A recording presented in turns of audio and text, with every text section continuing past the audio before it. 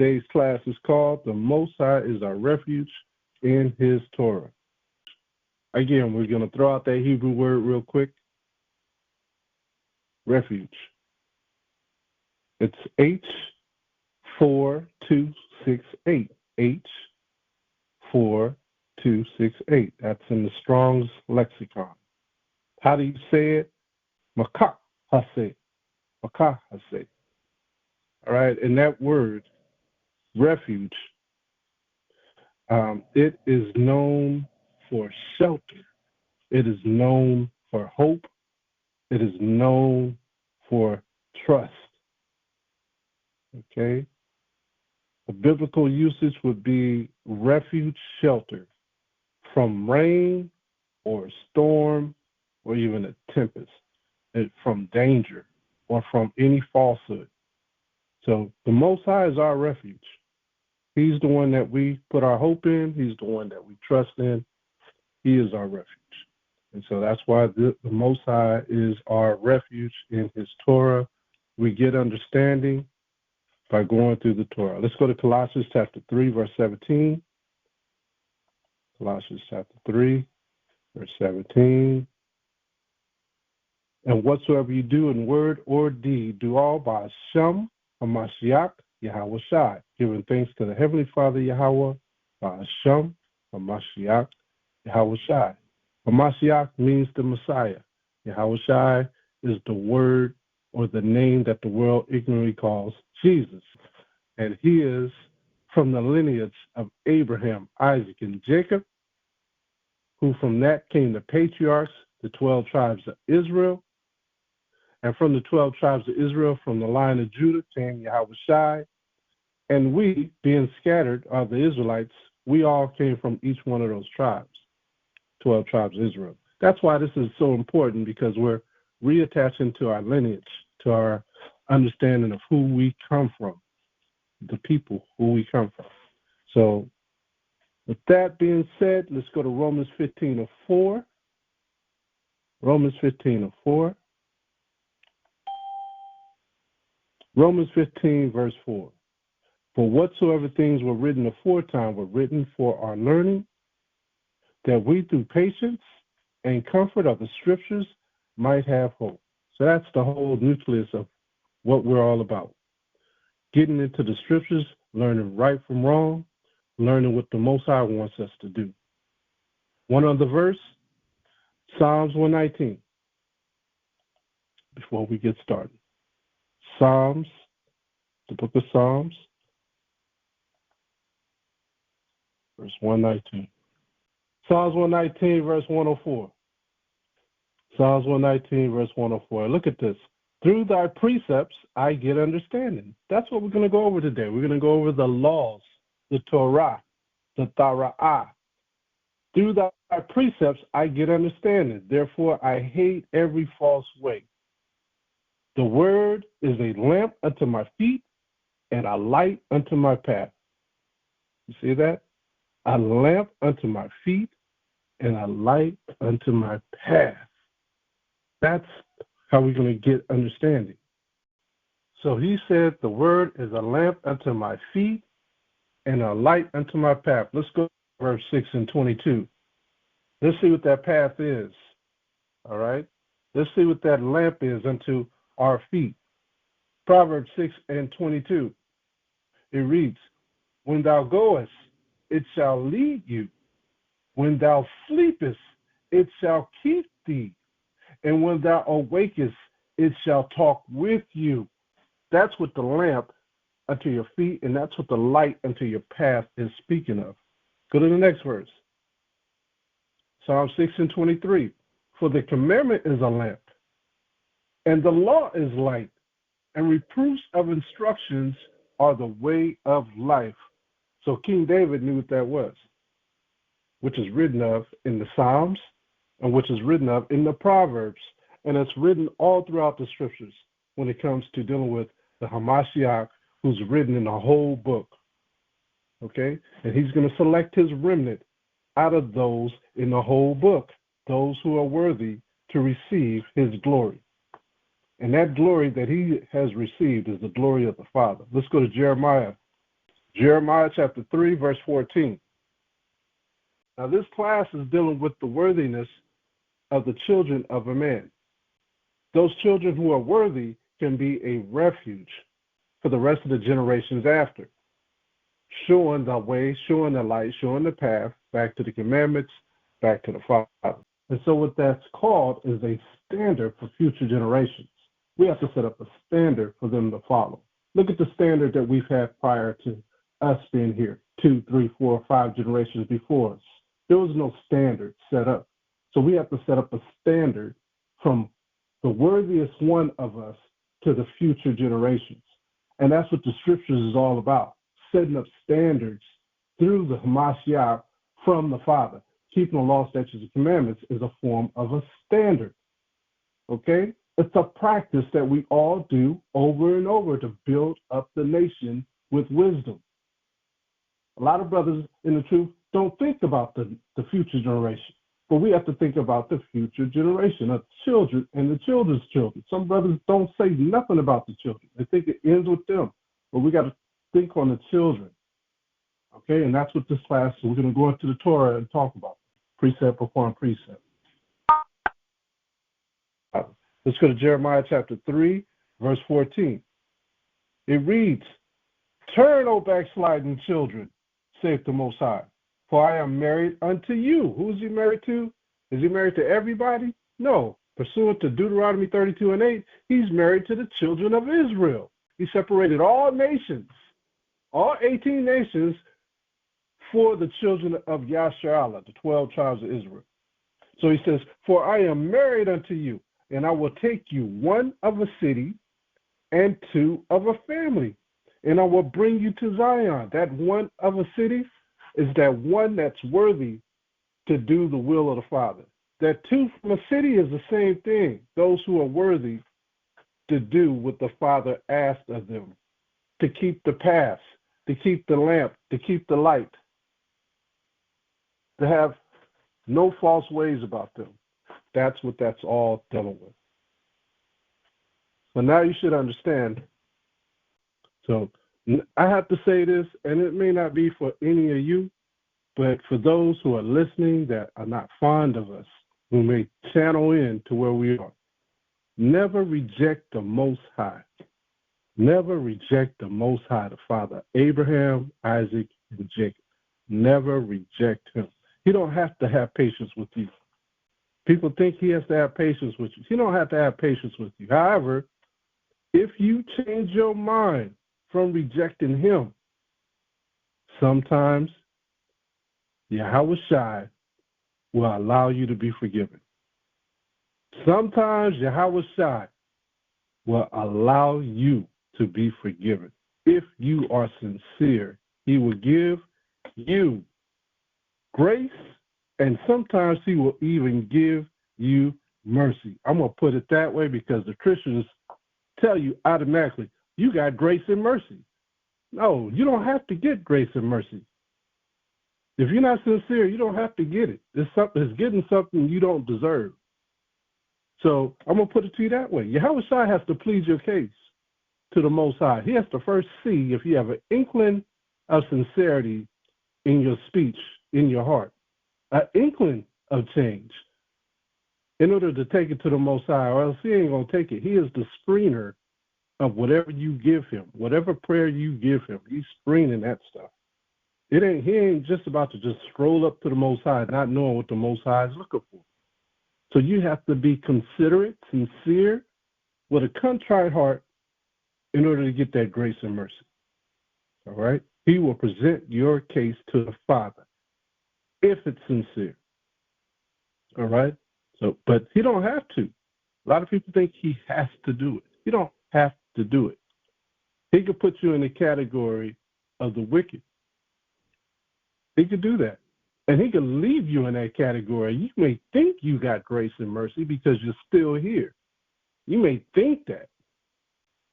And he will test you to see how long you'll be that way. And if you ain't trying to change at all, he don't have to take nothing to the Most High. He don't have to plead nobody's case if they ain't serious. And that's just the truth, Ruth. And there's a Ruth in the Bible. Let's go to Exodus chapter 33.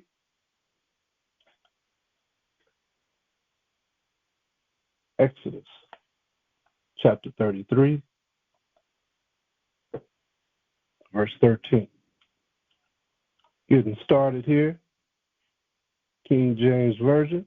Exodus 33, verse 13. Now, therefore, I pray thee, this is Moses, if I have found grace in thy sight, show me now thy way. See, even Moses had to plead his case to Yahawashi, that I may know you, that I may find grace in thy sight. So he's asking to know the Most High. So you just can't say he gives us grace and mercy. You have to know the Most High. How do you know the Most High? You have to get understanding. It says, and consider that this nation is thy people. The 12 tribes of Israel are the people that the Most High chose. Verse 14, and he said, my presence shall go with you, and I will give thee rest. Just like he said in Romans 15:4, it's comfort. But you have to know the Father so he can know you. See that? So this is very, very important. We're going to speak on a lot of different things concerning the law and how you know the Father. All right? We're going to check out the story of Lot today. We're going to go over Lot. Lot was the nephew of Abraham. All right? And Abraham loved Lot. He was the nephew that followed him into the wilderness. So he was taught the ways of the Most High through Abraham. Then Lot, when he went to Sodom, because we all know that he went to Sodom and Gomorrah, he's the only one that we know that escaped along with his daughters from Sodom and Gomorrah, a very, very wicked city. Did he reject the Most High? Did Lot reject the Most High? Living in Sodom. In Sodom, he made a living in Sodom. That's one of the reasons why he went. He was making a decent living there. He wanted to leave the countryside and go into the city side, right? But it was highly populated. So my question is, did he ever reject the Most High? Is it possible that he ever rejected the Most High, living amongst the wicked? Okay? I mean, the things that he saw and the things that he heard. Sodom is one of the wickedest cities that we have ever heard of in history. And Lot lived there. Let's go to 2 Peter chapter 2, and let's go to verse 8. Now, this is Lot in the New Testament, and he was used as a testimony. Let's start at 7. I'll start at 6. Let's go to 6 because it's giving more information on it. 2 Peter chapter 2, verse 6. It reads, and turning the cities of Sodom and Gomorrah into ashes, condemn them with an overthrow, making them an example unto those that after should live ungodly. So all these people in Sodom, they all was living ungodly. All was living ungodly. About that. The scripture says in the 7th verse, and delivered just Lot, vexed with the filthy conversation of the wicked. He was the only one delivered. So imagine how wicked that city was. And the Most High set that city up to be an example for us today. It's the whole reason why he allowed that to happen in those days. And to this day, Sodom and Gomorrah is still charred earth over there, to this day. Still charred earth as an example for us. And this thing, even today, you got filthy Edomites soaking in the Dead Sea. They're over there soaking up the dead Hamites that was in that soil that was roasted and burnt to a crisp through the Most High's anger. And they're over there digging up that mud, putting it all over their face, talking about it detoxifies them, it prevents hyperpigmentation, anti-aging properties, improves skin health, treat skin condition. They got all these different sayings on how to use the Dead Sea mud in the water.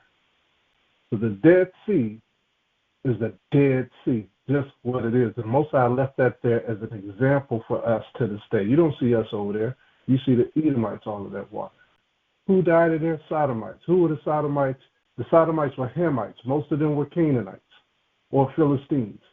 Those were the Sodomites. So that's Sodomite earth that they're rubbing all in right now in the skin. They're rubbing all that Sodomite all in their skin right now, talking about is building up their pigmentation. It's a cesspool to this day. Nothing can even grow over there to this day. Think about that. 2 Peter chapter 2, verse 8. For that righteous man dwelling among them, in seeing and hearing, vexed his righteous soul from day to day with their unlawful deeds. This gives us hope. As we always say, we walk on a lonely walk. We feel like we're alone. This gives us hope. I read it again. For that righteous man dwelling among them, among those Sodomites, and seeing and hearing. So he saw and he heard wicked jokes, heard wicked comedy, wicked conversations. He saw wicked things going on and is walking through Sodom. Imagine that. There's all types of stuff going on. Vexed his righteous soul. Every day he felt bad. Every single day, from day to day, with their unlawful deeds. That's in everything. That's in their whole system, the way it was set up. Everything vexed Lot, just like us today. The Most High knoweth how to deliver the godly out of temptations. The HAMASHAYACH out of temptations. And to reserve the unjust unto the day of judgment. See that? So the wicked, Most High can put you in a category and leave you in a category until something drastic happens. It says, and to reserve the unjust unto the day of judgment to be punished. See that? So the Most High has eyes on those he loved. So he loved Lot, and he saved Lot. He loved Lot. Verse 10, these are the people of Sodom. But chiefly them walk after the flesh in the lust of uncleanness. Everybody was polluting themselves. Some in secret, some in public. And despise government. Presumptuous are they. Self-willed. They are not afraid to speak evil of dignities. See that? Again, the Most High, his eyes on those who he loves. Let's go to Psalms chapter 7 and 11 and prove that. It reads, the Most High judgeth the righteous, and the Most High is angry with the wicked every day. So he judgeth the righteous and is angry with the wicked every day. Remember the Most High, remember Yahawashi says, I pray not for the world, but I pray for you. Remember he said that? What verse is that? John 17 and 9. Let's go there real quick. So you know that verse in John 3:16, people say, you know, that everybody can be saved through John 16. But look at what Yahawashi said. You know, Yahawashi did not love the world. John 17 and 9. He says, I pray for them. Who are the them? That's those who follow him. I pray for them. Is that being discriminative? He prays for who? For those who follow him. I pray for them. I pray not for the world. We don't pray for the whole world. He don't love the whole world. People think he loves the whole world. They got songs. He got the whole world in his hand. He don't love the whole world. I pray for them. I pray not for the world, but for them which thou hast given me, for they are thine, and all mine are thine, and thine are mine, and I am glorified in them. So he prays only for his people. Verse 11, and now I am no more in the world, but these are in the world. So he's watching those who are still in this world that are not living by the world. And I come to thee, Holy Father, keep through thine own name those whom thou hast given me, that they may be one as we are. Hear, O Israel, the Most High, our power is one. See that? That's why that's the most popular verse for an Israelite in the Bible, and the most popular verse for the Most High and Yahawashi. We are one with the Father. So he don't love the whole world. I don't know where they get that he loves the world. He don't love the world. He only loves those that he sent. Remember, he reserves the wicked for the day of evil, for the judgment day.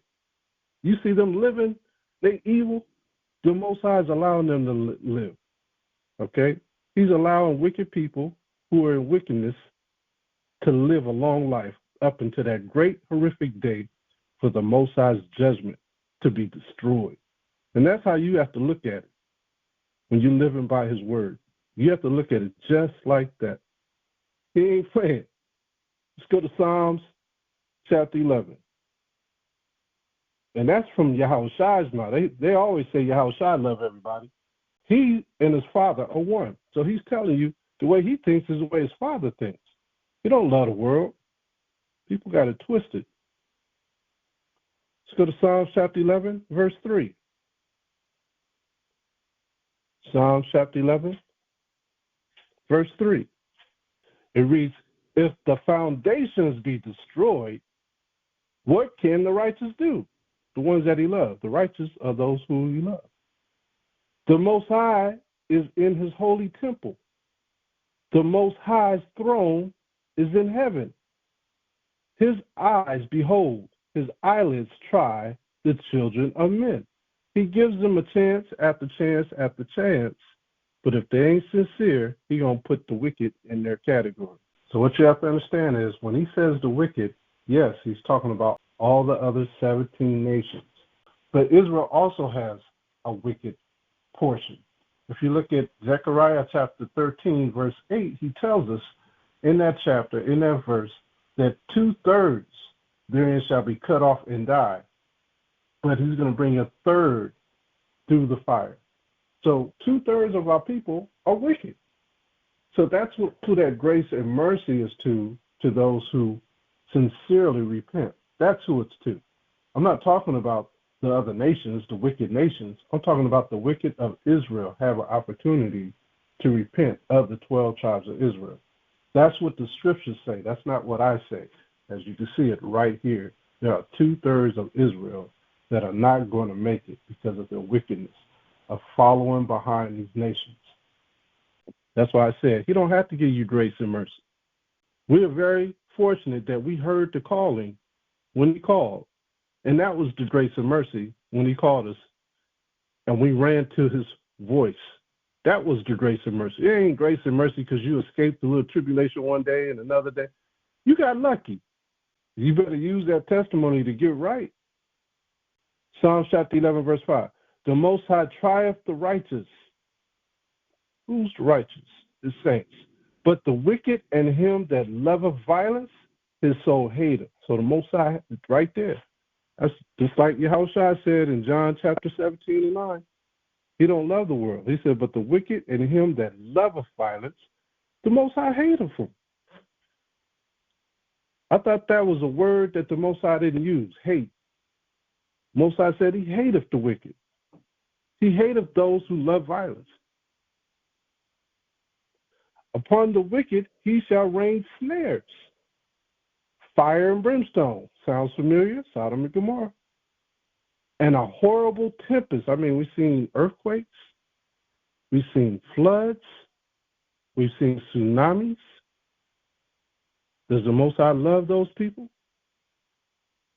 You got to really think about it. Does it really? I mean, for us living here, seeing people just like us, because we are people, hey, when we see stuff like that, it hits home. How you think Lot felt? It was people in Sodom. He dealt with them people day to day. He saw their wicked ways day to day. But did the Most High love them? No, those people love violence. So the Most High hate those who love violence. Verse 6, upon the wicked he shall rain snares, fire and brimstone, and a horrible tempest. You don't want to know what the horrible tempest is. I'm going to tell you as we go through the scriptures. A horrible tempest from the Most High is something that you cannot escape. It's something that you cannot, no matter what you do, your senses will be affected. It's something you can't escape. Right? This shall be the portion of their cup. So everyone has a cup that they drink it from. What cup do we drink from? What cup do we drink from? That's the question. For the righteous, the Most High loveth righteousness.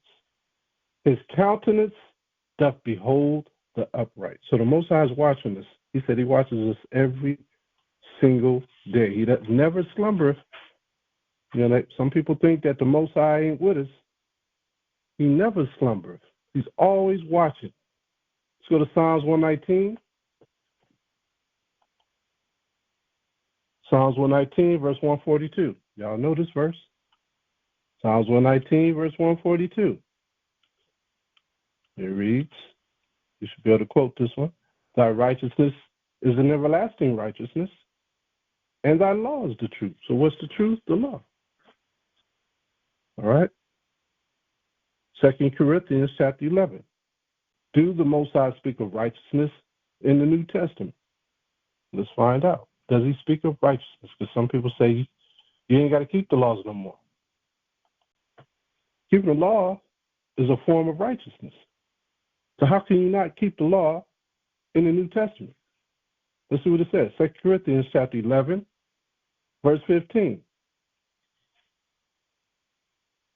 It reads, therefore it is no great thing if his ministers, who are the ministers, the saints, also be transformed as the ministers of righteousness.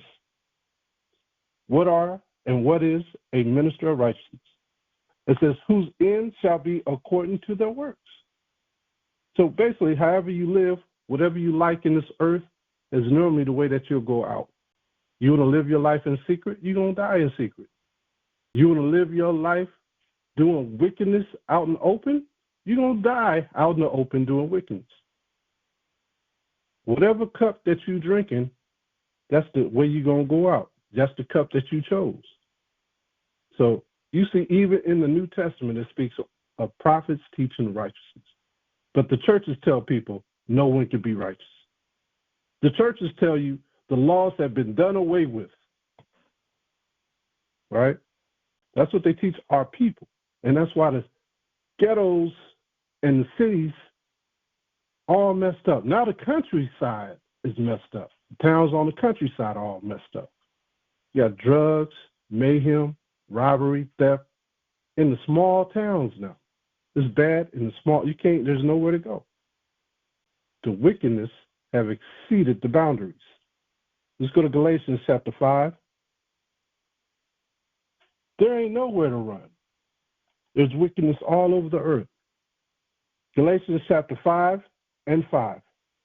Let's find out if there's still righteousness in the New Testament. Is there righteousness in the New Testament? Galatians 5 and 5. For we through the Spirit wait for the hope of righteousness by faith. And faith is a part of keeping the law. Faith is a part of Hero Israel, the Most High power is one. That's faith. To be one, to follow the Most High, that's faith. Faith has been around. The New Testament didn't govern faith. Faith governed the New Testament. That's what Hebrews 11 is all about. It talks about all the patriarchs in Hebrews 11. You go into Sirach chapter 48, talks about all the patriarchs in there. All the way back from chapter 47 to 49, I believe. Talks about the patriarchs and their faith. But how can you move in the Spirit if you don't know what the Spirit of the Most High is? How can you wait for righteousness if you don't know what righteousness is? For example, the Most High gives us laws, statutes, and commandments. Moral laws, dietary laws, judgment laws, ceremonial laws. All right? He did away with sacrificial laws. That's what Yahawashi came to do away with. That's what we read about in the New Testament, where he says, for Christ is the end of the law. What law? Sacrificial laws. That's the end of the law. That's not the ceremonial laws. That's not the judgment laws. It's not the dietary laws. That's not the moral laws. Or we wouldn't have no storms. We wouldn't be having tempests, right? Those are forms of judgment. So the judgment laws are still here. We wouldn't have AIDS and HIV and COVID and pneumonia. We wouldn't have, however you're living, it's a form of judgment. We don't like it. We don't want it to happen. The Most High will show his mercy on some. But all of this is a form of judgment or affliction for us to call upon his name to come out of it as a testimony for others to believe. It's one or the other. Within the ceremonial laws, we have holy days. How do you spell holy? Holy. People are celebrating what? Holidays. Holi. That's not holy. That's whole lie. That's a whole lie.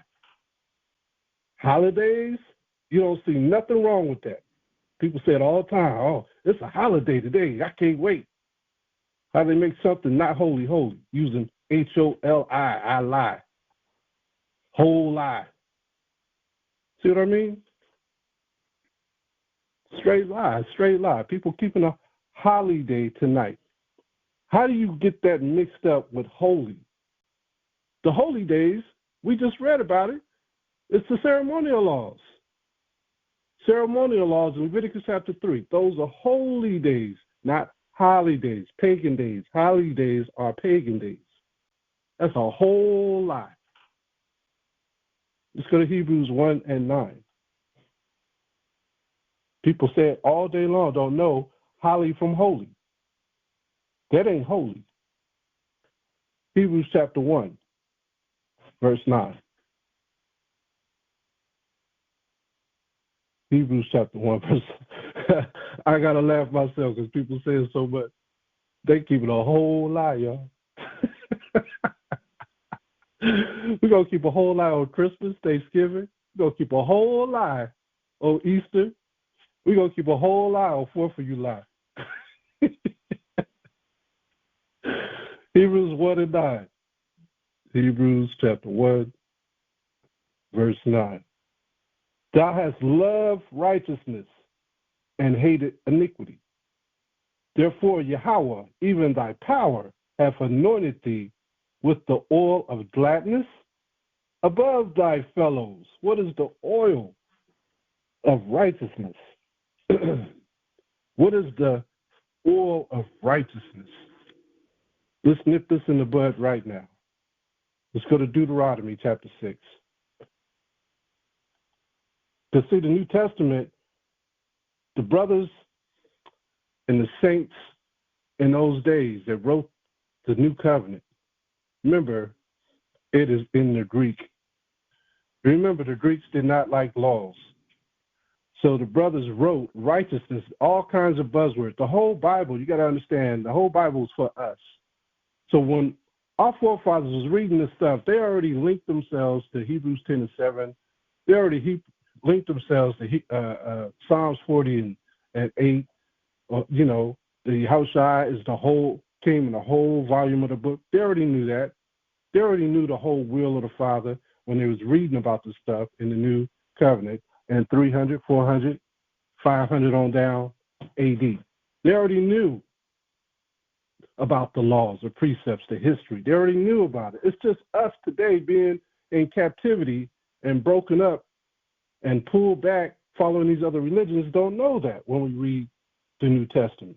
But when you look at the scriptures and you understand what the patriarchs spoke about, now you can see throughout the New Testament that they kept laws when they speak about righteousness, when they kept about keeping the faith of the saints, keeping the grace, having grace that you really don't deserve, right? That we got from the old days following the prophets.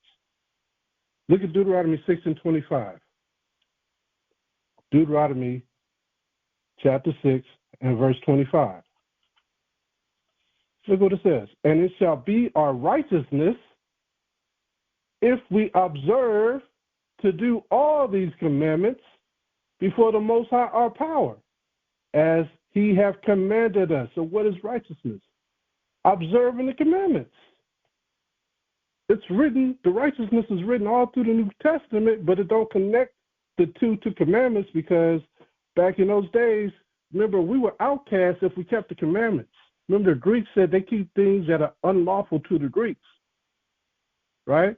That's why they did away with our ceremonial laws. That's why they dealt away with our Sabbath days. That's why they dealt with our names.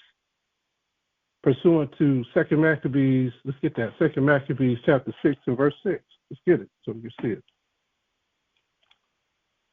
2 Maccabees chapter 6. Let's start at verse 4. 2 Maccabees chapter 6, verse 4. In the Apocrypha, it reads, "For the temple was filled with riot and reveling by the Gentiles, by the Greeks, who dolly with harlots, just like Sodom, and had to do with women within the circuit of the holy places." They was taking women into our holy places. And besides that, brought in things that were not lawful. See that? The altar also was filled with profane things, which the law forbiddeth. What are profane things? That's part of the dietary law, profane things. They're bringing in snakes and pigs and everything else. Those are profane things. The Gentiles are profane going into our temples.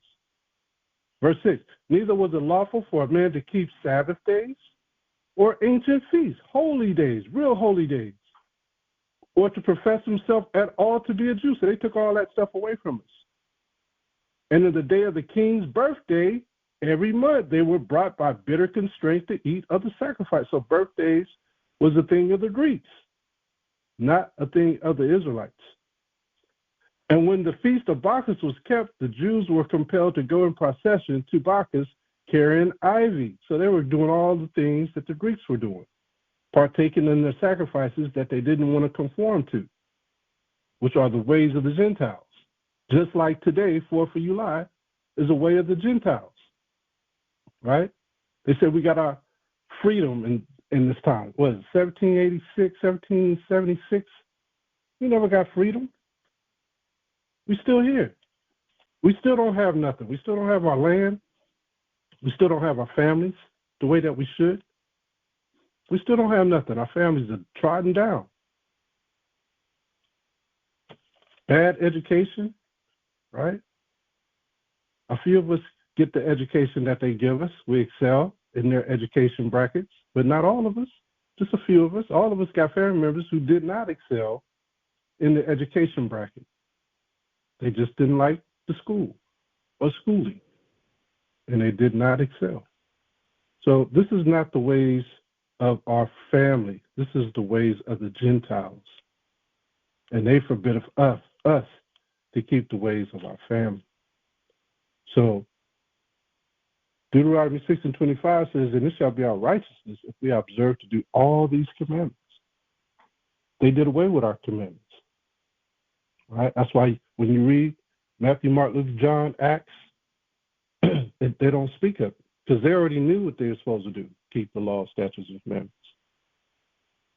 But they knew and were afraid of the Greeks and the Romans. Keeping and rehearsing his commandments is our righteousness.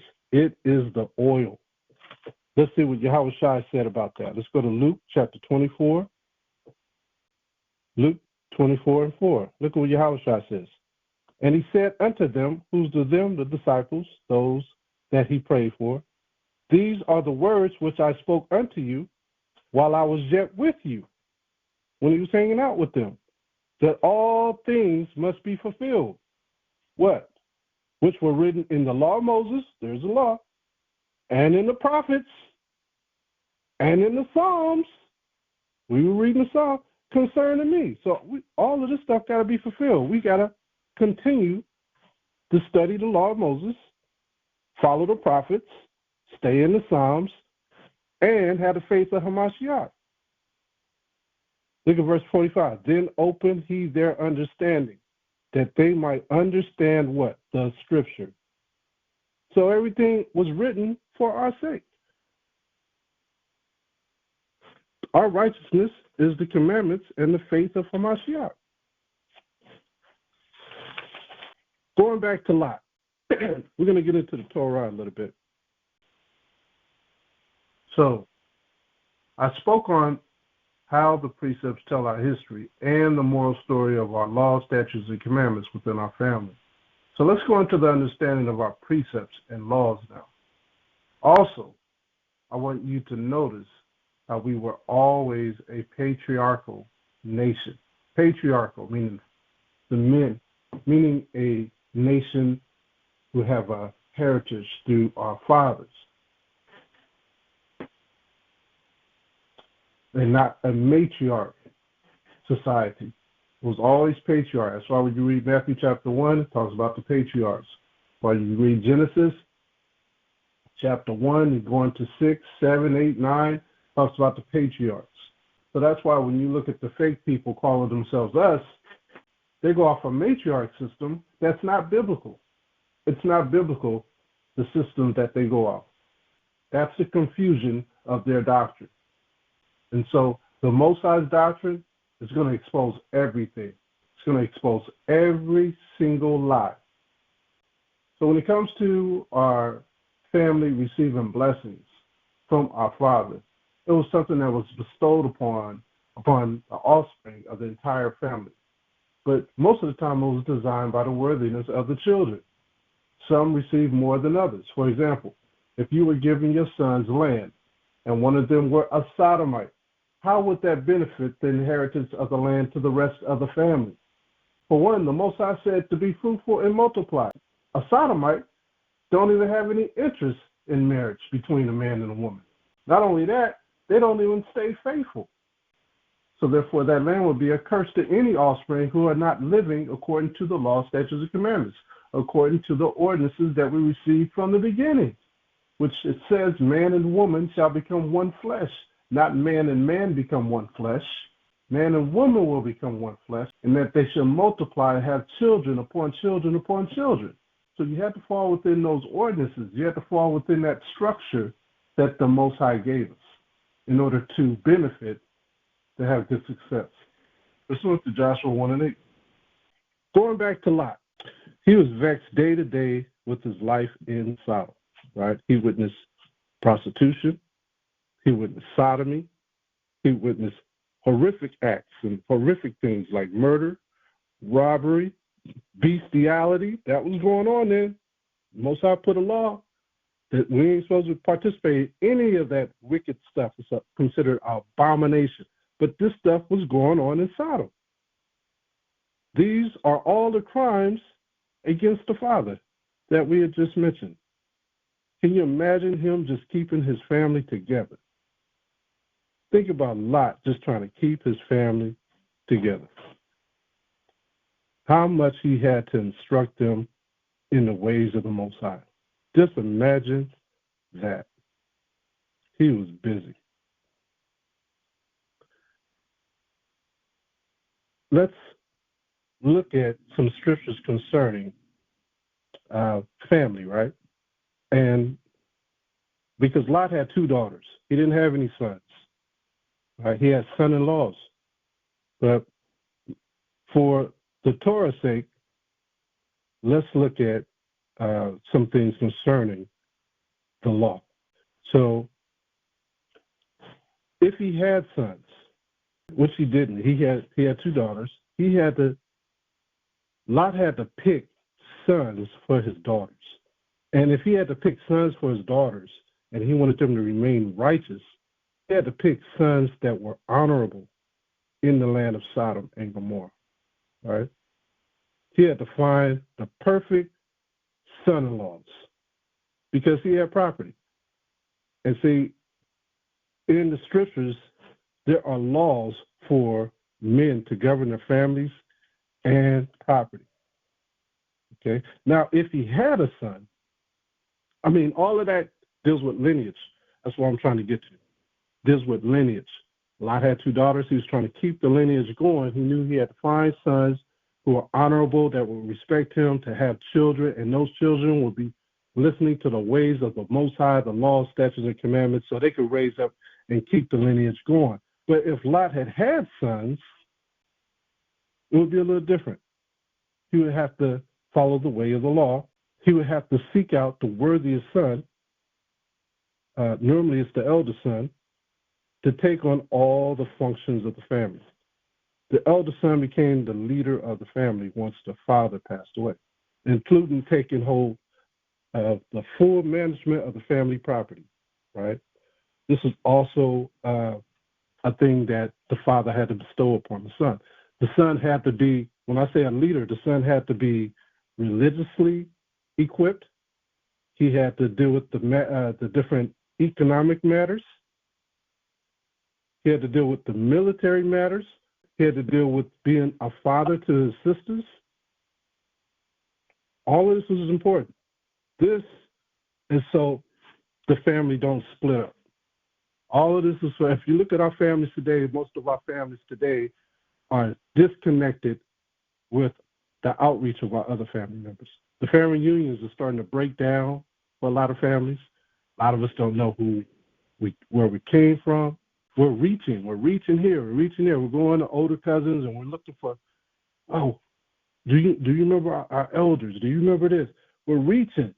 The family unions was important for that matter, but it all goes back to the scriptures on keeping the family together so we don't split up.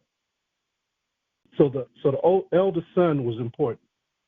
But when you look at the scriptures too, if the eldest son wasn't worthy, the scriptures say that you are able to go to the next son. And what I mean by that, when you remember Jacob received the worthiest blessing instead of Esau from his father. When you look at Genesis chapter 27, let's go to Genesis 27 and 29. This is Torah based. Genesis 27 and 29. Jacob got the blessing, not Esau. He was the worthiest. Genesis 27 and 29. And this is the blessing that came from it. Genesis 27 and verse 29. Let people serve thee, and nations bow down to thee. Be Lord over thy brethren, and let thy mother's son bow down to thee. Cursed be everyone that curses you, and blessed be he that blesses you. So the Most High set up the Israelites. He set up Abraham, Isaac, and Jacob, but he also set up Jacob to be the progenitor of the 12 tribes of Israel, and they are supposed to be the kings of the earth. It's the same way in families. Okay? You got to set up that son that's going to protect everyone in that family. Land, family, lineage, all of that. Let's go to verse 37. Drop down to 37. It reads, and Isaac answered and said unto Esau, behold, I have made him thy Lord. See that? Jacob was younger than Esau, but he was made the Lord over Esau. And all his brethren have I given to him for servants. And with corn and wine, he was the worthiest to get this, have I sustained him. And what shall I do now unto you, my son? See that? So that's when the conflict happened. That's when Esau got mad because he knew he was supposed to get that. He did everything in his might to be the worthiest son. Hunting, getting food, bringing it to his father, this and that. But Esau was not worthy. He gave up his birthright. That showed his true integrity. It was a little off. And he would have not took care of the family. He would have broke up the lineage. He would have did some off things being the leader of the family. So under the patriarch system of the Israelites, the father was free to choose a younger son as his successor if he found the eldest unworthy of the office. Like when you look at the example of Judah versus Reuben. Let's go to Genesis 49, and let's look at verse 3. Genesis 49 and verse 3. Let's start at 1. We'll jump down to 3. And Jacob called unto his sons and said, gather yourselves together, that I may tell you that which shall befall you in the last days. Gather yourselves together, and hear, ye sons of Jacob, and hearken unto Israel your father. Reuben, thou art my firstborn, my might, and the beginning of my strength. the excellency of dignity and the excellency of power. Then he says, unstable as water. Why? Because he went up, it's going to tell you right here, thou shalt not excel, because thou wentest up to thy father's bed, then defilest thou it. He went up to my couch. He lay down with his father's concubine. He lay down with a surrogate wife. He had a surrogate woman who had his child. That's a no-no. You don't lay down with your father's maiden. So with that being said, that made him unstable as water. Just like Esau giving up his birthright, you might as well put this same topic on him. He was unstable as water. He gave up his birthright. So he wasn't worthy to be the leader, to be the head of the family. So the Most High chose Judah at that point to be the head of the family. And that's why Hamashiach came from Judah, because he is the shepherd over the whole 12 tribes of Israel, over the house of 12 tribes of Israel. See that? He's the worthiest. He's the one taking care of the foundation, the property, the lineages. He's coming to restore it all. You see? So he's that elder brother that's going to set us all straight. That's why we call him the elder brother. He got the dominion to set us all right. Let's go to 1 Chronicles chapter 5. It's all biblical. This is all from our law. 1 Chronicles chapter 5. The people don't know the magnitude of a son or elder son or a younger son that has responsibility, has a mind to care or be compassionate and to help. You know, 1 Chronicles chapter 5, verse 1. It reads, now the sons of Reuben, the firstborn of Yasharallah, Israel, for he was the firstborn, but for as much as he defiled his father's bed, his birthright was given unto the sons of Joseph, the sons of Israel. Now this is going into Ephraim and Manasseh.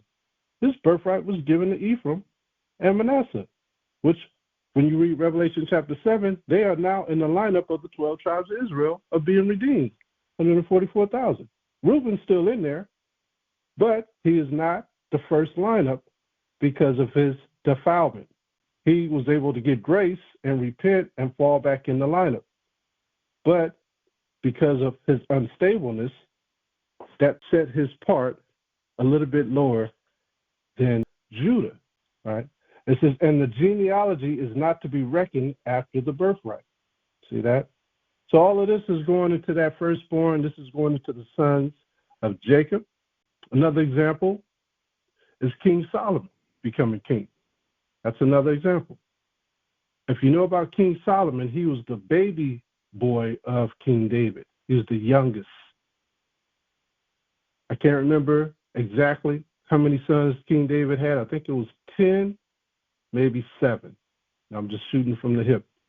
But I'm not going to look for it. I just want y'all to know that Solomon wasn't by himself. He had other brothers. Some of them are famous, some of them are not. Adonijah is one, Absalom is one. He had other famous brothers.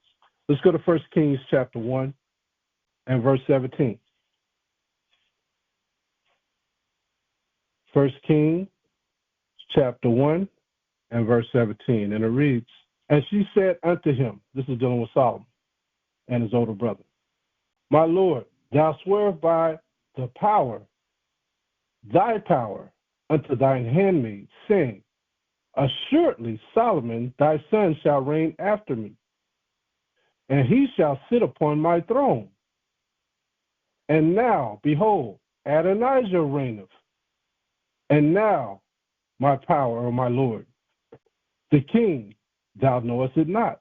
So Adonijah was a little older than Solomon, maybe 8, maybe 10 years older, but he was reigning as king, and he took the kingdom. He took it, knowing Solomon was going to be king. Let's go to the second chapter. And King David had about maybe 7 wives. I'm just throwing numbers out there, so you can correct me later, but I know he had more than one wife. So these sons were just popping up throughout his lineage, right? Some of them were okay, some of them were not. But as you can see, Solomon is the one that's going to reign. He's the worthiest. First Kings, let's go back. 1 Kings and chapter 2 and verse 13. Start down to verse 13. I'll start at 12. 1 Kings chapter 2, verse 12. This is when Solomon was a little older. It says, then sat Solomon upon the throne of David, his father, and his kingdom was established greatly. And Adonijah, that's his older brother that took the kingdom, and Adonijah, the son of Haggith, came to Bathsheba, the mother of Solomon. And she said, comest thou peacefully? And he said, peaceably. He said, moreover, I have somewhat to say unto you. And she said, say on. And he said, thou knowest that the kingdom was mine, and that all Israel set their faces on me, that I should reign. Howbeit, the kingdom is turned about, and has become my brother's, for it was his from the Most High. And now I ask one petition of thee, deny me not. And she said unto him, say on. And he said, speak, I pray thee, unto Solomon the king, for he will not say thee, nay, that he give me Abishag the Shunammite to wife. That shows how often unstable as water he was, because Abishag the Shunammite was his father King David's maiden. So think about that with Reuben. He went up to his father's couch and slept with his surrogate wife. Here's another son, one of the concubine of his father. That's showing you how unstable his mind was. He's off. See that? So Solomon was the best man for this job at this time. And she basically, I believe he got killed behind that, asking for his father's wife. They didn't take no steps in not killing him right away. He got killed. Let's go to Deuteronomy chapter 21. There's a lot of off men in Israel, right? And you have to recognize that. And the way you recognize that is by conversation. Conversation is the best way to get into a man's mind, find out how he really is. And the fathers know their sons, all right? All the fathers that raised their sons know their sons. Let's go to Deuteronomy chapter 21. I'm not going to leave the daughters out. We're going to get to the daughters. We're just talking about the sons. Deuteronomy chapter 21, verse 16. And this is part of the law. It says, then it shall be, when he maketh his sons to inherit that which he hath, that he may not make the son of the beloved firstborn before the son of the hated, which is indeed the firstborn. See that? This is talking about the father's choice, that son that's hated. And what they mean by hated is if the father divorced his first wife, and he had a son from that first wife is considered someone that the father hated because he is no longer with her. And so that hate that he has for that first wife, even though he may not think it's hate, he cannot have that same feeling for his son from that woman. You still got to treat him fairly and give him what he rightfully deserves. And that's what this is talking about, right? So letting you know that we can't be too shifty and too biased when it comes to our sons, whether we have one wife, two wives, whether it be divorce or whatever. We still got to treat each son fairly. So it says, I'll read it again. Then it shall be, when he maketh his sons to inherit that which he hath, that he may not make the son of the beloved firstborn. That might be the wife that he's with now. He had a son from her, and he loved that son because he loved that wife. Like Jacob loved Rachel more than he did Leah. Remember that? He had all these children from Leah, all these boys, but then he had only two sons from Rachel, Benjamin and Joseph. And he loved Benjamin. It says, the son of the beloved firstborn before the son of the hated, which is indeed the firstborn. Verse 17, but he shall acknowledge the son of the hated for the firstborn by giving him a double portion of all that he hath, for he is the beginning of his strength. The right of the firstborn is his. See that? So he gets into the sons in this chapter. But we're not going to go in depth on this part. But there's also an oral testament. You know, a lot of people say, well, you got to have a written trust and all that. There's also an oral trust that you see all throughout the Old Covenant, where the father would make a promise with the son, or he would give instructions to the son. Like Moses gave instructions to the Israelites. Moses chose Moses to be the leader over us, and he was supposed to give us instructions, and we were supposed to follow those instructions because he was worthy to give us the instruction. But now you're going to see it with Jacob in Genesis 49. Let's go to Genesis 49, and let's go to verse 28. He already told them to gather together, and then he broke down how they would be in the last days, but there's also instructions for us. Genesis 49 and 28. And it reads, all these are the 12 tribes of Israel, and this is it that their father spoke unto them, oral, and blessed them, every one according to his blessing. He blessed them. So all this was orally done. So they had to respect the instructions that he gave regarding the blessings. And he charged them and said unto them, I am to be gathered unto my people. Bury me with my fathers, and instruction, bury me with my fathers in the cave that is in the field of Ephron the Hittite. They had to follow out those instructions if they wanted to be obedient sons. Right? That's part of the law. That's part of the commandments. You read Exodus chapter 20, honor thy father and thy mother. Whatever come out of their mouth, you're supposed to follow, especially when they got their right mind. This is what he's saying. Follow my instructions. Now, let's drop down to verse 33.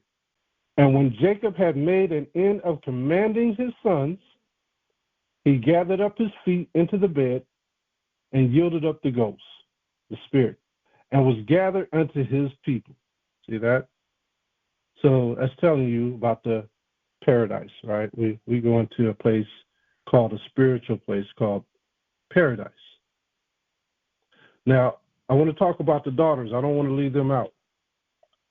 Now, let's go to Tobit, because I want to now talk about, because Lot had 2 daughters, so what if you only have daughters? And you have to find a son-in-law for your daughters. You want to pick the right son-in-law for your daughters that'll do right, that will honor you. Not only honor you and your wife, but he has to honor his mom and his dad. So look at this. This is in the book of Tobit. Let's go to the Apocrypha, Tobit chapter 14. All of this is important. All this is by the law. Nowadays, we don't do this. People just get married. They don't check with mama and daddy or nothing. They just, boom, I'm married. I chose this woman or I chose this man.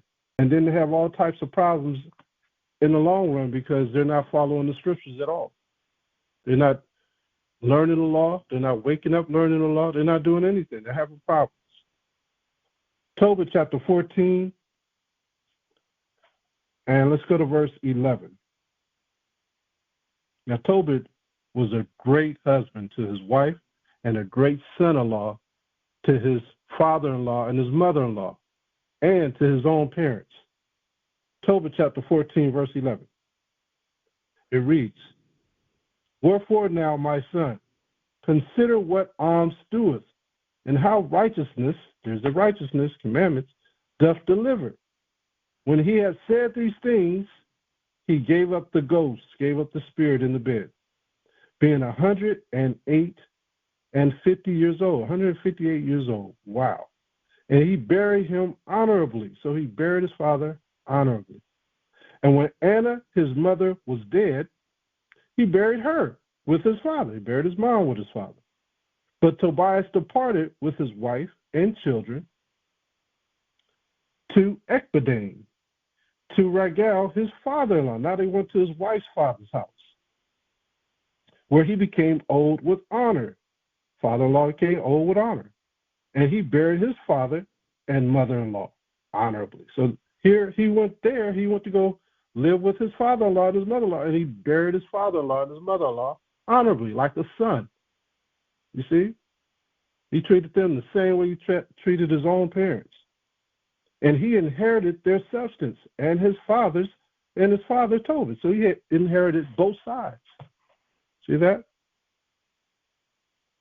So this is the whole purpose of following the law, statutes, and commandments, and judging and picking family members carefully, or a wife carefully, or a husband carefully, or your daughter's husband carefully. All this is important. Very, very important, right? Now, let's see. I want to go to Job chapter 42, because Job had sons and daughters. So this is a good verse to go to, because Israel always have more girls than they have boys most of the time. But when you look at the blessings, we always see the sons getting the blessings, right? That's why I want to take you here to the book of Job. Let's go to Job chapter 42. I just don't want to be biased in any way. I want you to see everything. Job chapter 42, verse 15. Now, this is the last chapter of Job. This is when the Most High overturned the curses on Job, and Job started to get blessed. This is Job chapter 42, verse 15. And in all the land were no women found so fair as the daughters of Job. He had beautiful daughters. And their father gave them inheritance among their brethren. You see that? So the daughters also got inheritance along with their brothers. So the daughters could get inheritance too. So I just want you to see the essence of our people when we kept the laws completely. We're just looking at the scriptures. The scriptures are very, very important. Let's go back to the scriptures regarding the daughters of Job. Not Job, the daughters of Lot. And Lot, like I said, lived in Sodom and Gomorrah. So there was different laws and different standards that Lot had to go by following the Most High versus the citizens of Sodom and Gomorrah. Let's go to Leviticus chapter 19, verse 29. Because you know there's a lot of harlotry going on in Sodom. Leviticus chapter 19, verse 29. Now this law was not out when Abraham and Lot and Isaac were around, but the Most High put it in their hearts, right, to do right. I'm sure they had some oral law. Leviticus chapter 19, verse 29. Remember, Abraham was a righteous man. He was the friend of the Most High. And he talked with the Most High. So, I mean, more than once. So I'm sure there was a lot of discussion about what the Most High liked. He had to sort out the way to know the Most High. And I'm sure instructions were given. Leviticus chapter 19, verse 29. It reads, do not prostitute thy daughter to cause her to be a what? A whore. How do you prostitute your daughter? We're going to read about that. Lest the land fall to whoredom. Sodom and Gomorrah fell to whoredom. So how did Lot keep his daughters straight? It says, and the land become full of wickedness. See that? You shall keep my Sabbath and reverence my sanctuary, and I am the Most High. So they kept the Sabbaths too in Sodom and Gomorrah. So Lot had to be a stickler when keeping his righteousness within the land of Sodom and Gomorrah. Let's go to 1 Timothy. So his daughters were not hoes in the land of Sodom and Gomorrah, where a lot of people were. 1 Timothy chapter 2. 1 Timothy chapter 2, verse 9.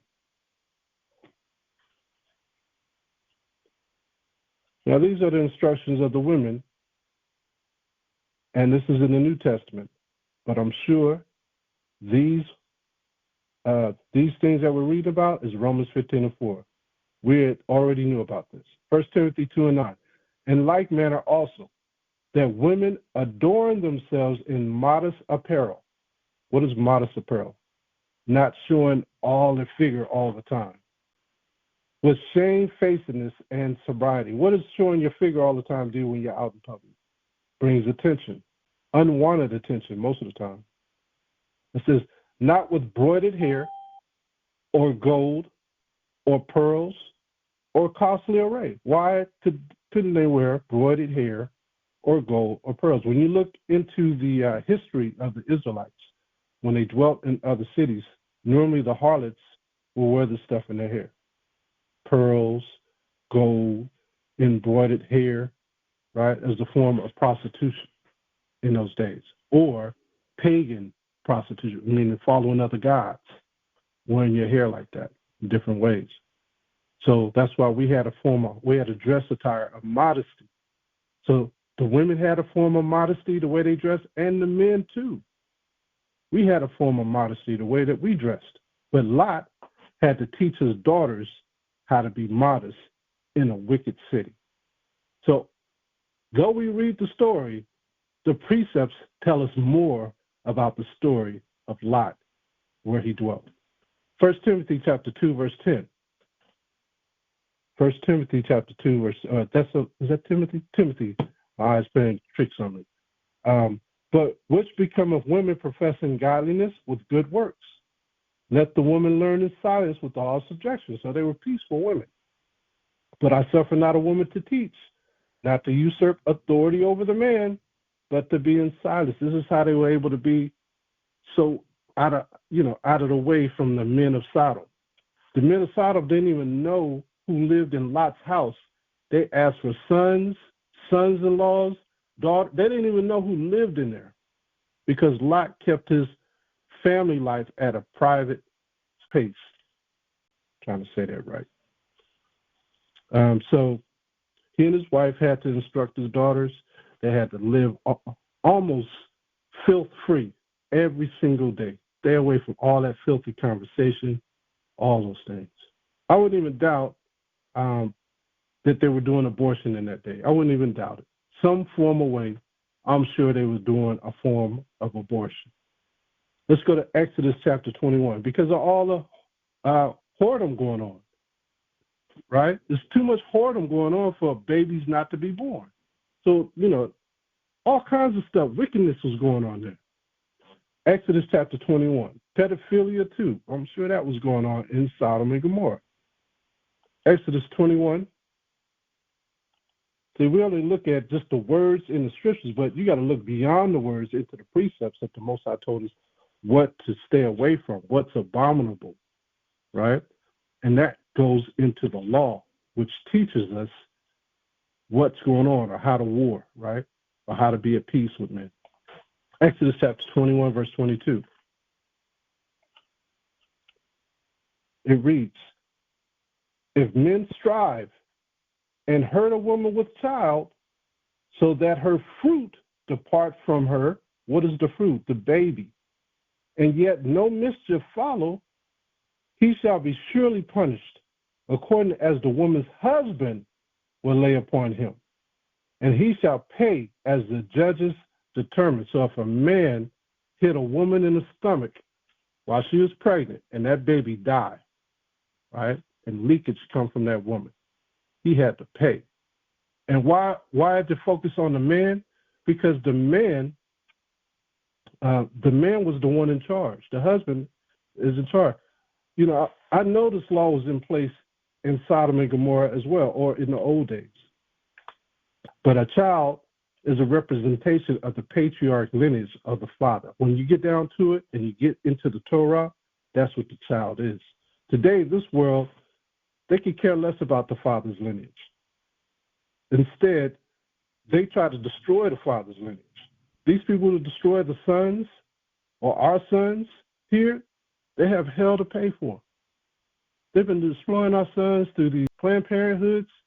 They have hell to pay for, and I'll tell you about it in a minute. In those days, though, if something happened to the baby in the mother's womb, the violation of any right was to the father, not the mother. Because the father was the sole protector of the family. So he was the one that comforted the woman, but he took on all the responsibility of going after that person who committed that crime against his wife.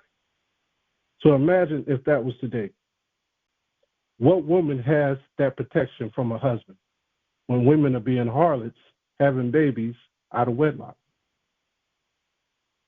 Where's their protection? The man don't want nothing to do with them that put the baby in them. In other words, he's telling that woman he don't want nothing to do with his lineage. For him to run, he's ashamed of what he did. So there's so much offness with today's times. And then today, the woman, even if she has a man that she likes, if she don't want to get pregnant, she'll sneak off to Planned Parenthood to have an abortion without the father even being present. In those days, she would go to prison for doing something like that, destroying the father's lineage. So now you see why this place is going to be judged. There's so much offness according to the Bible. Remember, Yahawashi said he only loves those who keep the Father's laws. We read about that in John 17:9. He don't love the world. A man's children was considered a part of his property. If him and the wife fell out, he would take the children. That was the man's property. That was his lineage. He could originally be punished or be harmed if he didn't take care of his property. The man could. They could come after him. I'm talking about the government of Israel. They could come after him and put him in jail for not taking care of his property. And that kind of goes on today when men run from their babies. They chase them with what? Child support. They chase them with rears, back pay. It's still kind of in effect. It's just a little bit more lenient today, right? So the law, a lot of times when fathers wasn't doing what they were supposed to do, a lot of distress came on the father for not doing what he was supposed to do. So remember those days, according to the law, the father found a husband for the daughters too. Right? That's what we did back in those days. We went and hunted for the proper son for their daughters. So Lot probably did the same thing to have son-in-laws. Look at Genesis 19 and 14. Lot had son-in-laws. A lot of people don't know that his daughters, either they were engaged or betrothed to get married, or they were married. Lot sought those men out. The women just didn't find those men. The father found them. Genesis 19 and 14. Genesis 19 and 14. It reads, and Lot went out and spoke unto his sons-in-law. So he was married, which married his daughters, and said, up, get you out of this place, for the Most High will destroy the city. But he seemed as one that mocked unto his sons-in-law. Now, for the sons-in-law to look at Lot in a way of him mocking them, it shows that they don't have any honor for the father-in-law, knowing the type of man that he was, that he feared the Most High. Tobit feared his father-in-law. He feared his mother-in-law because they were men and women of the Most High. But for these sons-in-laws not to fear the Most High said a lot about them. Either they played that act of being honorable, or they fell into the ways of Sodom and Gomorrah and hid that from their father-in-law. Now, let's see what the angel says about this as we go through it. But think about the law. Lot found these two men for his daughters to marry. Like I said, Lot was a man of integrity of the Most High. He would have left his daughters with the husbands if the angels didn't say this. Genesis 19 and 15. Look at verse 15. Now, if the angels didn't say this, it would have been a wrap. And when the morning arose, then the angels hastened Lot, saying, arise, take thy wife and thy two daughters, which are here, lest thou be consumed in the iniquity of the city. So for that angel to say that, those two men that they had probably were adulterers or fornicators, worshiping other gods, doing things in secret. Those angels knew about those two young men, those son-in-laws. So they was probably more than likely wicked. Just the angel never did say, get your son-in-laws, just go get them. Verse 16, and while he lingered, the men laid hold upon his hand, and upon the hand of his wife, and upon the hand of his two daughters. The Most High being merciful unto him, and the angels brought him forth and set him without the city. How about that? Isn't that something? Those two son-in-laws were wicked. Genesis chapter 19 and verse 17. And it came to pass when they had brought them forth abroad that he said, escape for thy life, look not behind thee, neither stay thou in all the plain. Escape to the mountain, lest thou be consumed. So that judgment was so great that you couldn't even turn around and look upon it. Think about that. That means if any Sodomites were able to escape and turn around, they would be destroyed. So it's almost like raid. Most I spray like raid. You know, you spray raid and they get on some of the roaches back and they take it back home and kill the rest of them. That's how great that tempest was. That's why I said you cannot escape the Most High's tempest. Imagine Most High tell you not to look at the fireworks because it will consume you. That's how it was. You hear pow, pow, pow. You hear the fireworks going off. You thinking, okay, oh man, I need to turn my head and see what's going on. You can see the light while you walking away from it on the ground, lighting up. You want to turn around. Imagine you turn around, you get consumed and turn into a pillar of salt. That's how Sodom and Gomorrah was. You running from it, you turn around, you turn into a pillar of salt. They didn't have the instructions that Lot had. The angels told him not for your family to turn around. Imagine the rest of the people. They didn't have those instructions. So I imagine you could, today they say, oh, well, when you go to Jerusalem, they tell you, this is Lot's wife. Well, what if that ain't Lot's wife? What if that's one of the Sodomites that escaped and turned around? See how they be lying? There's a lot of people turning to pillars of salt. We just see one example because the scriptures tell us that Lot's wife turned and saw it and got consumed. But there was all types of other people who turned around and got consumed. These people be lying to make money. I'm telling y'all, man. Wickedness. Wickedness. And y'all want to believe these people? Crazy. Look at Exodus 15:3. Exodus chapter 15, verse 3. It says, the Most High is a man of war. The Most High is his name. Pharaoh's chariots and his hosts hath he cast into the sea. So Pharaoh ran into the ocean and was cast into the sea. You think he escaped? They did not escape. They couldn't escape the tempest. If the Most High says this many people are going to die, they're going to die. If he gives you an outlet and he tells you firm instructions, don't turn around, and you turn around, guess what? You're going to die too. We got to learn to fear the Most High and follow his rebuke, follow his words. Let's go to Genesis chapter 19 and 18. Genesis chapter 19 and verse 18. And Lot said unto them, oh, not so, my power. Behold now, thy servants have found grace in thy sight, and thou hast magnified thy mercy, which thou hast showed unto me in saving my life. And I cannot escape to the mountain, lest some evil take me and die. So he received grace in the sight. He received mercy. Because why? Because Lot believed, he was obedient, and he listened to the instructions, and he followed the instructions. That's how grace and mercy work. See that? You got to follow his instructions. People say, oh, I got grace, but ain't following no instructions no more. Oh, I got mercy. It ain't doing nothing the Most High told him to do. That ain't grace and mercy. You got lucky. You know what? You were spared to change, but if you don't change, you're going to die. Let me show you something real quick. Let's go to the book of Acts. Let me show you something real quick. Let's go to the book of Acts, and let's look at Acts chapter 17 and verse 30.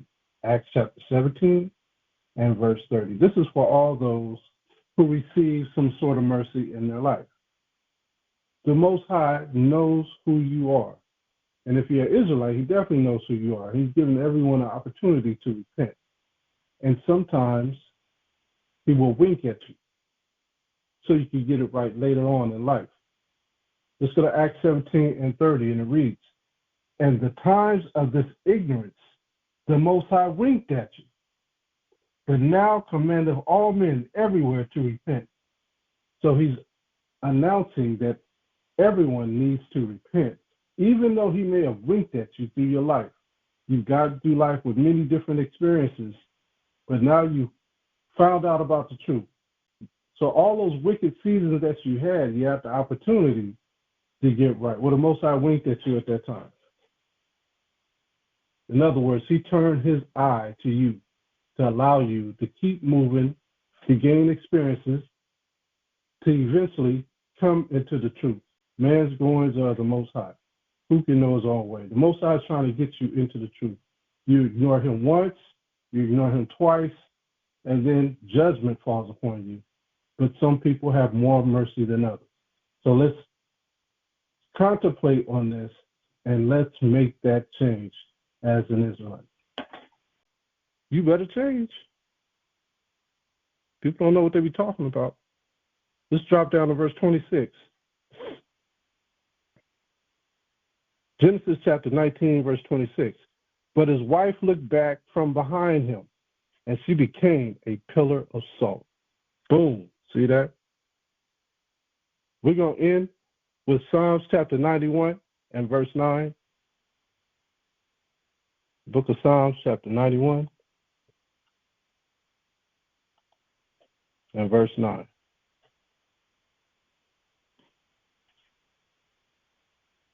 I'll start at 8. Psalms 91 verse 8. It reads, "Only with thine eyes shalt thou behold and see the reward of the wicked." So the wicked will perish if you remain obedient. The Most High will pray for you to get rescued. Verse 9, "Because thou hast made the Most High, which is my refuge, even the Most High, thy habitation." See that? So we trust in him, and he provides what? He provides shelter for us. Verse 10, "There shall no evil befall you, neither shall any plague come near thy dwelling. For he shall give his angels charge over you," just like Lot received charge over him, "to keep thee in all thy ways." See that? So now y'all understand what grace and mercy is. Y'all understand the oath of the Father is to the sons and to the daughters, the inheritance, the blessings, and the examples, right? And the belief in the Father and following his instructions. That's what it all comes down to, the righteousness of keeping his commandments and the faith of Hamashiach. I pray that this class was a blessing to you. Are there any questions, statements, or comments? I took you from the pastures and from following the sheep to be prince over my people Israel. I have been with you wherever you have gone and have destroyed all the enemies in your path. I will make you a great name among the great ones of the earth. I will assign a place for my people in Israel. There I will plant them, and they shall dwell in their own land.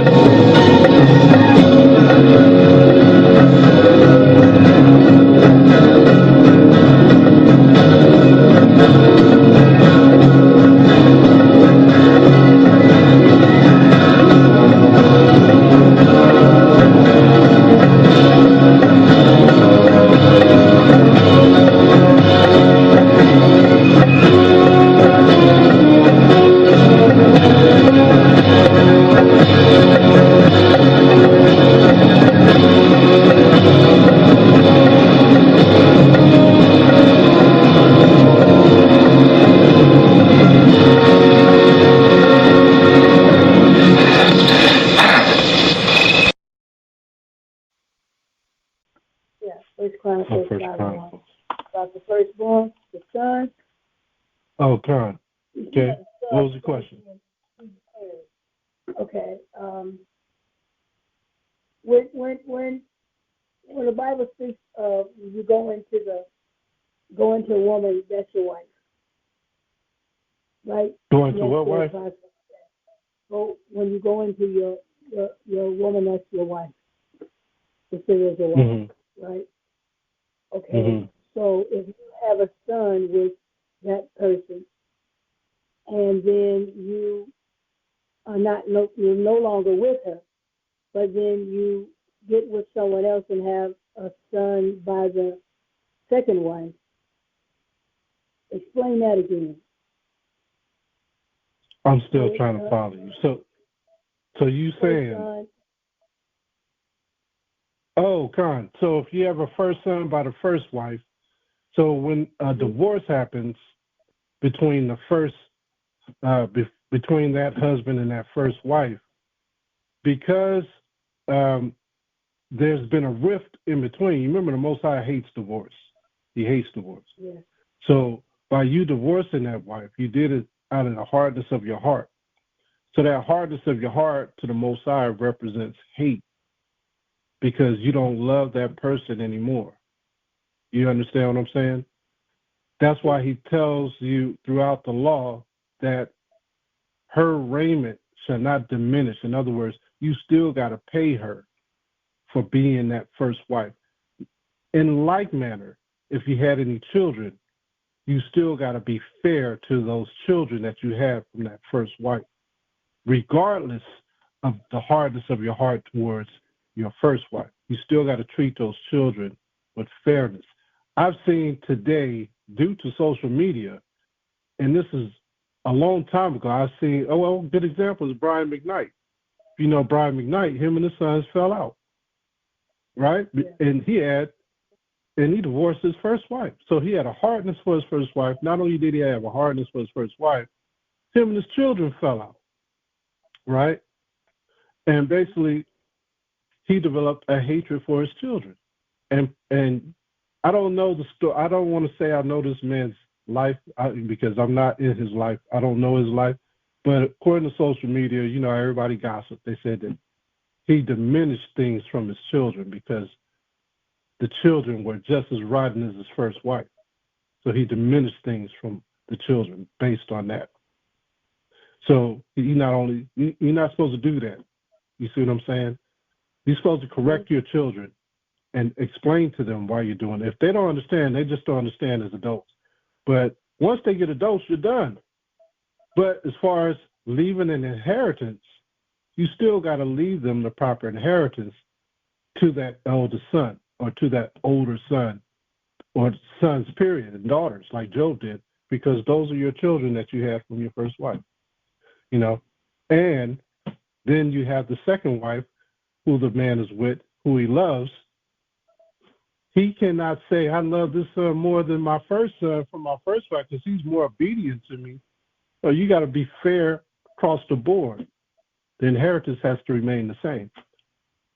Now, you still, like the scriptures, like we went over the scriptures and it said that due to the worthiness of the son, if the worthiness of the son from the first wife is not worthy enough to handle the property and the things that you have, and your son from your second wife does have the obedience to do it, then you could give the blessing to the second son or the son from your new wife because the worthiness is there. That son is more applicable to do the job correctly versus the first son because he is not worthy of taking on the responsibility of the lineage and the property. So that's where it shaves off. But while the man is living, he should not diminish raiment to that first wife. He's got to continually to give her what he deserves to give her for her to live. You understand? Nowadays, you need the courts to step in and do all that, you know, because the man ain't going to do it. I ain't giving her nothing. You know, that's the hardness of his heart. He can't stand her. It's the hardness of his heart, you see? So that's where that comes in. And normally it stops when the children get a certain age, but you still could give that raiment to that woman, you know, even unto death. Yeah, that's how that goes.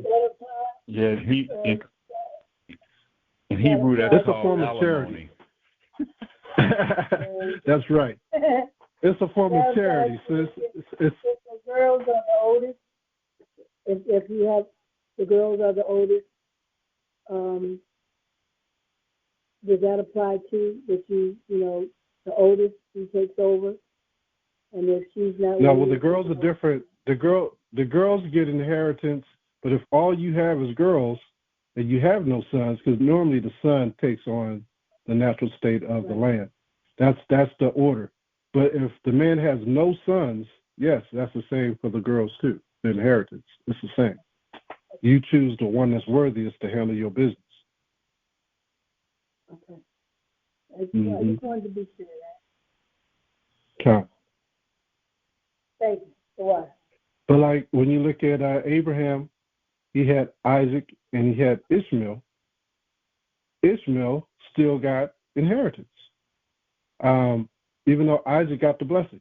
Then you look at Abraham's last wife, her name was Keturah. She had a bunch of children. They all still got blessings, but they didn't get the blessing that Isaac got. You understand? It was totally different. Isaac got the bulk of the blessing. Ishmael got some of the inheritance. Keturah's sons got some of the inheritance, but Isaac got the bulk of the blessing. And that's the same thing with us being the Israelites. We get the bulk of the blessing because we are the Israelites. The rest of the nations do not. You understand? So, and that's just the law. Any more questions? Statements or comments? Go ahead. This is a trip, man, and I just thought about something when you was reading about Lot, and you went into.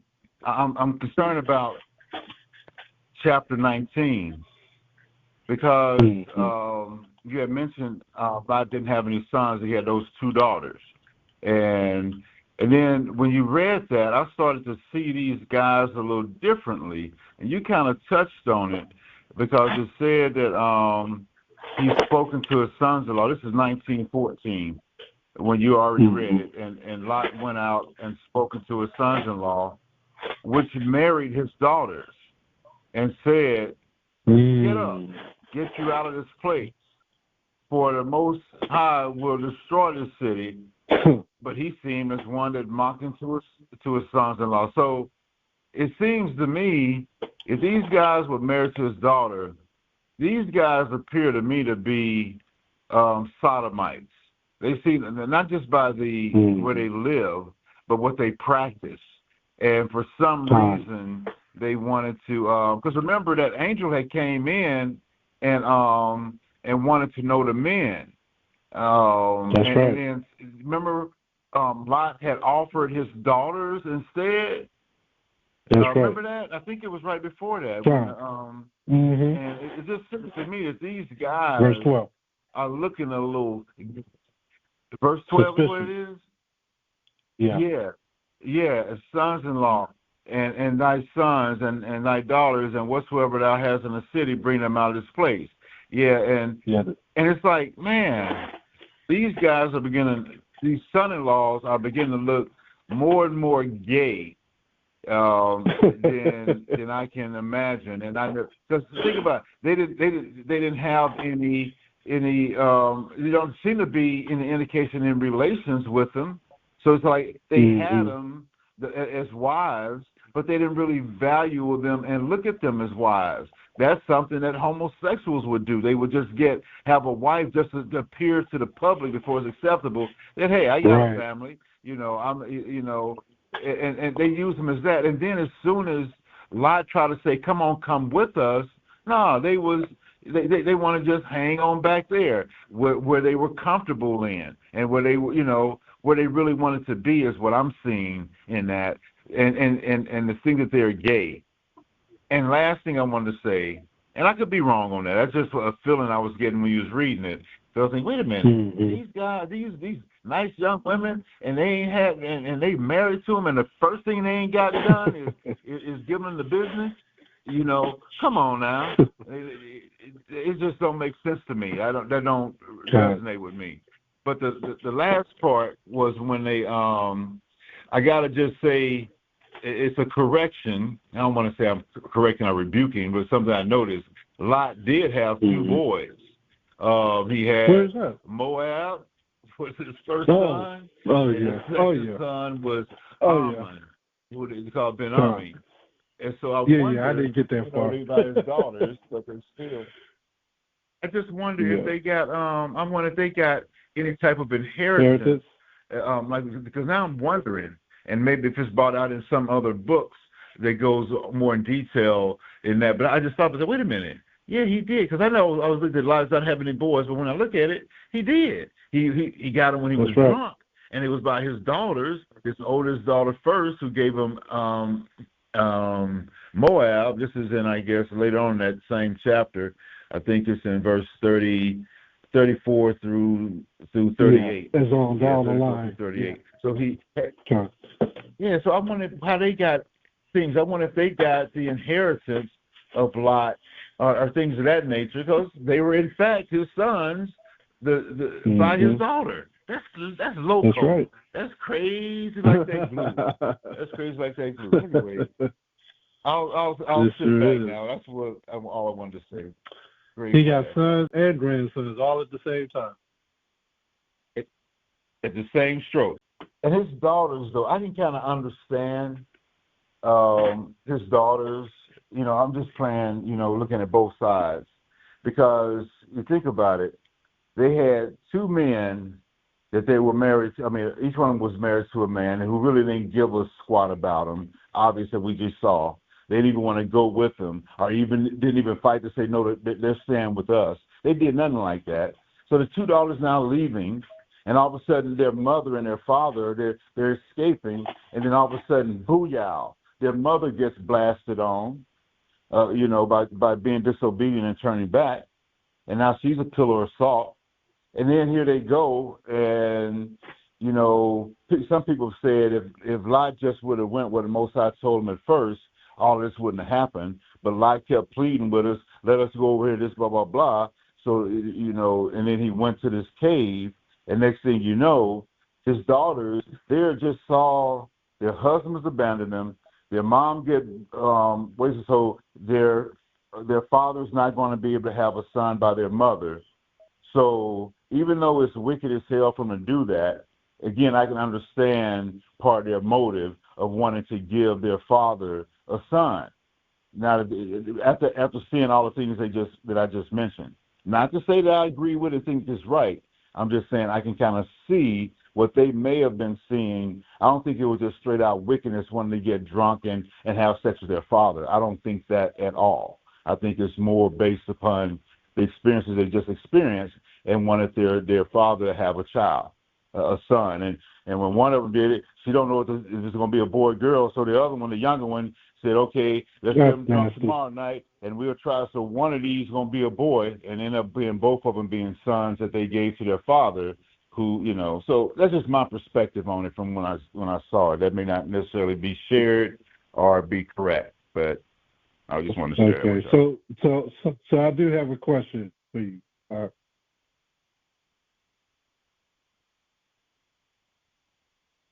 Okay. I do have a question for you. So when the daughters ran out of Sodom, did they take them Jack Daniels and some wine with them when they was running out?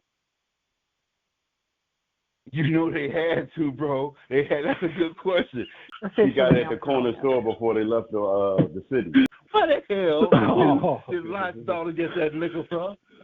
It's probably Ishmael. Probably Ishmael sold it to him. Oh.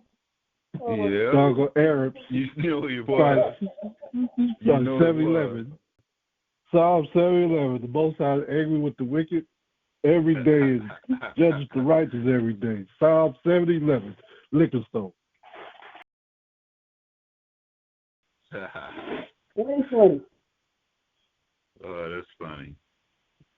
But so I have a serious question. Go for it. When the daughters laid with their father, was it immediately after they left Sodom? No, it was after, because they were in distress. They were in distress. So, they thought every city was destroyed. They thought the whole world had ended. So that's why Lot was in such distress. And that's why the alcohol came, man. He was like Noah, the same way. Mm-hmm. So they had time to pick fruit and make hooch. Yeah, let it ferment.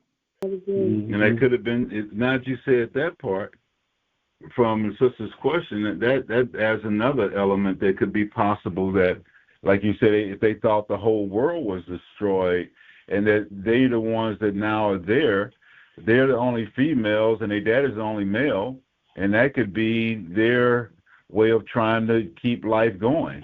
But the question is, why do they have to get their dad drunk to do it? Probably because he wouldn't have done it otherwise, I guess, that's just interesting. He was a righteous man. When you look at it from all these different angles. Yeah. Mm-hmm. That also brings me back to something else that just made me remember that I was going to ask you about when you was teaching. When the angel told Lot to take his daughters, this had to be the Most High's will for Moab and to be right? Like, the Most High made sure he took his daughters. Well, everything is the Most High's will. In the end fruition, but man's choices, that's something else. He didn't have to do it. He could have waited, because he would have eventually ran back into Abraham and his whole crew. But he didn't wait, so it could have been his disobedience that happened of getting drunk and laying with his daughters. Because now that's what Moab and Ammon are a problem to us. And he was by himself. How do we know how his heart was being? Well, we don't know. We know he was just in distress, but he was not patient enough. He wasn't patient enough. He should have been patient. And you can't really blame his daughters because it falls back on the father anyway. You know what I mean? It falls back on the father if he took them. He is the sole progenitor of those daughters. But it falls back on him whether he was drunk or not. Caused the rift in the world today. Look at all the problems today. Just like Abraham did not have to sleep with to have his firstborn. He could have waited. The Most High told him that it would come from his loins, from his wife. That Abraham chose to sleep with the surrogate wife that his wife brought to him. And look at the problems we have now with Ishmael to this day. So in the end fruition, it's the Most High's will. But during that moment, it didn't have to happen. It's just a form of disobedience. Didn't have to happen. That was a choice. Samson the same way. Got him. Alcohol, boy. That's why in 1 Ezra chapter 4, the poem was the king, wine, and women. Those three things cause men to fall. Remember, there's a whole chapter on that and the reasons behind it. So alcohol is powerful, just as powerful as women are towards men, and just as powerful as a king over men. Those three things. We should all be aware of those three things always: alcohol, women, and the king.